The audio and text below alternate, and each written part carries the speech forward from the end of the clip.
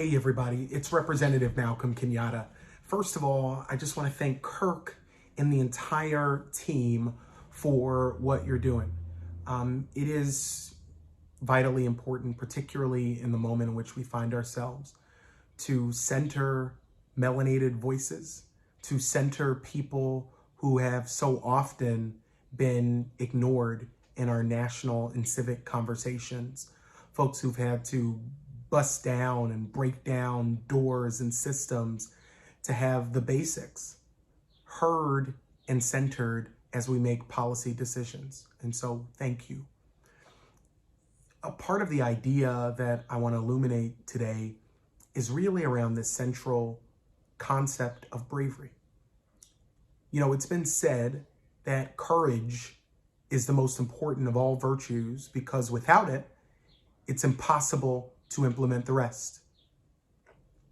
When I think about courage or bravery, I think about it as a renewable but indispensable resource as we confront the very real challenges that face us right now as a nation and as people of color and people of conscience.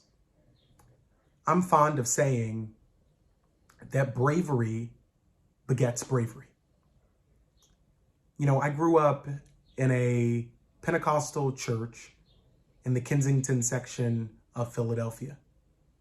And I was ordained as a minister in that church at 13.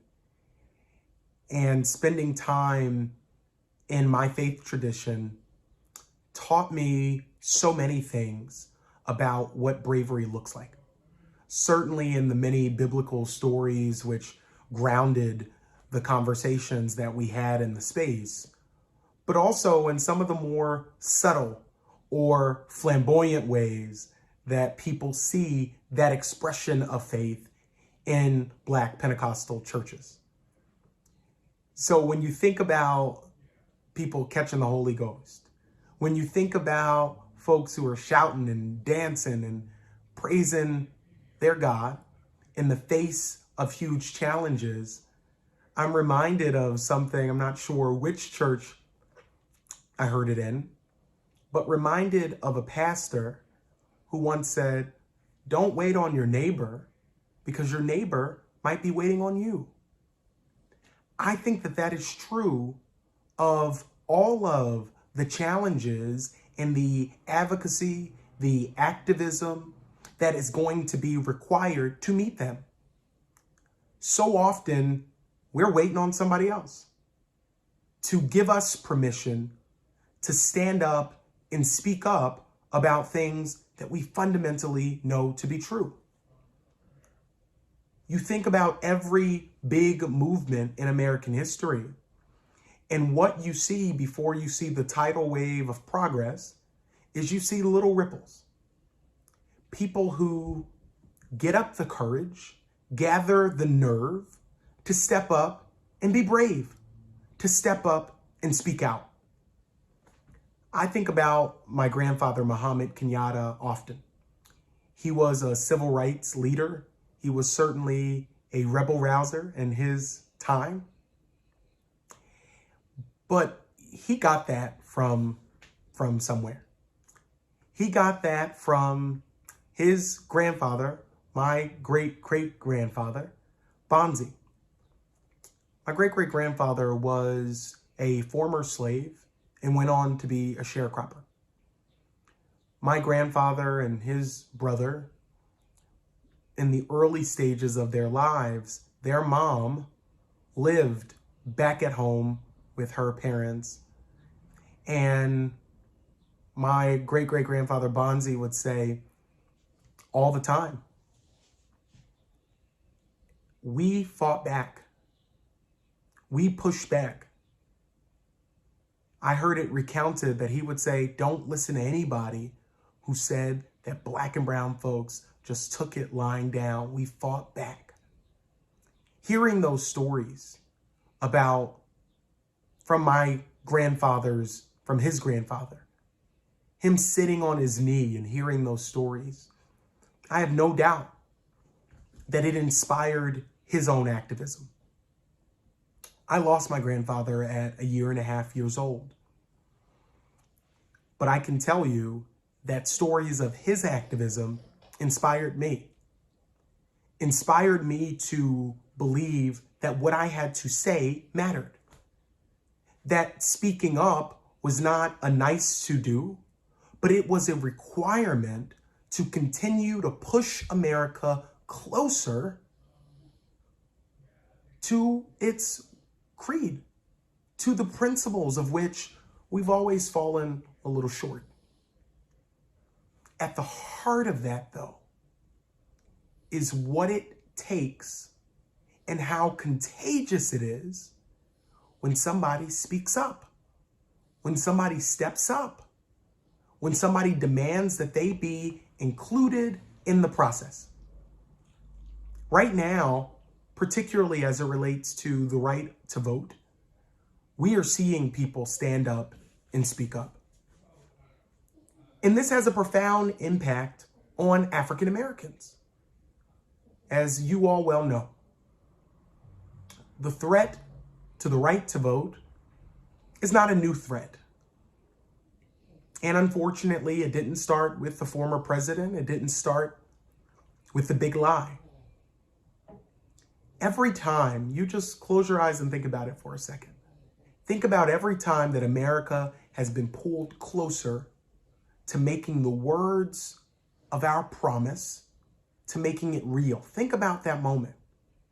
Whether it's civil rights or LGBTQ rights or women's rights, what you will find is a new generation of leadership speaking bravely in the face of opposition, speaking boldly to power, demanding that for every single one of us, that the words of our founders include us, that this American dream and the American promise that is supposed to help us fulfill that dream, we've seen generations of folks step up to make it real. And what we've also seen is a spark. What we've also heard are stories of that one person who decided enough was enough. This is our moment to say enough is enough. This is our moment to engage in the contagious act of bravery for our values. When we think about the future that we want to build together, when we think about a future that boldly deals with issues like climate change, that unequivocally addresses systemic challenges in housing and healthcare and the systemic racism that undergirds those things.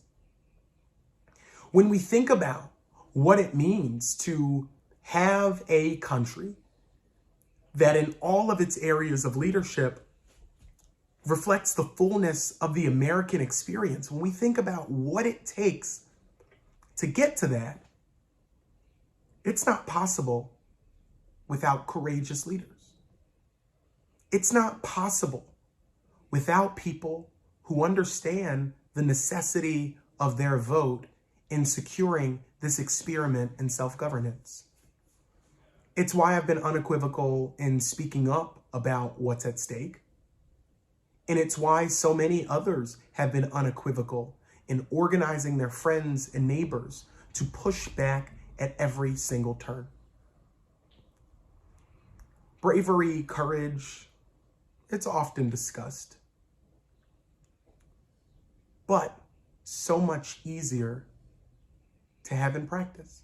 So much more difficult to have in practice. I wish it was easier, but it's more difficult. Because we all know that knot that you get in your stomach when it's your moment to step up, when the spotlight is on you, and maybe it's not in front of a crowd, but maybe it's at your workplace where somebody needs to challenge a policy that disenfranchises certain people within your organization. Maybe it's you in your school environment when somebody in a room needs to push back on something that might have been said at the front of the class. Maybe it's in your local community where issues of gun violence or blight or lack of affordable housing requires an advocate to speak out, to call us down an unbeaten path, to provide solutions for people in desperate search of solutions. We all find our moment. We all find our moment where what we do, whether we go left or go right, can change the course of history for those in your community and certainly for you. I'll never forget when I ran for state representative and I had my launch video, and in the video, I talked about being, a poor Black gay kid from North Philly. And I'll never forget, I had somebody who was a supporter of mine say to me, well, Malcolm, you have to take that out of your launch video. You have to take it out. If you don't take it out, you'll lose. And I said to them, no. I wanted to run as exactly who I was. And throughout the campaign, I was greeted with a lot of the things that that person was fearful that I would be greeted with, but we met it head on. And because of that, with my election, I became only the second and the first openly LGBTQ person of color ever elected to state government in Pennsylvania history. And because of that, I find myself now running to make that same history in the United States Senate. And I will tell you that first campaign, and certainly not this one, they're not easy. They're not without fear. They're not without second guessing. But what's been so important is that I've met so many people who've spoken to me, who've reached out to say that it mattered and it matters to them that I'm running. I was at a fundraiser, and at the end of the event, a local council member stopped me and he said, I want to thank you because I ran for office because I saw you win. It encouraged me to run. I don't tell you that story because it says anything about me. I tell you that story because somebody's waiting on you. For you watching. Somebody is waiting on you right now to give them permission to speak up and speak out about the challenges they face. For our community, for the future and the health of our country and our democracy, you cannot wait. So when you hear that voice or you get that knot in your stomach and it's your time to speak up and be brave, Lord knows I hope you do it. Lord knows I hope you do it. Because somebody is waiting on you. We're all waiting on you. Go be brave. Go change the world. Thank you so much for having me.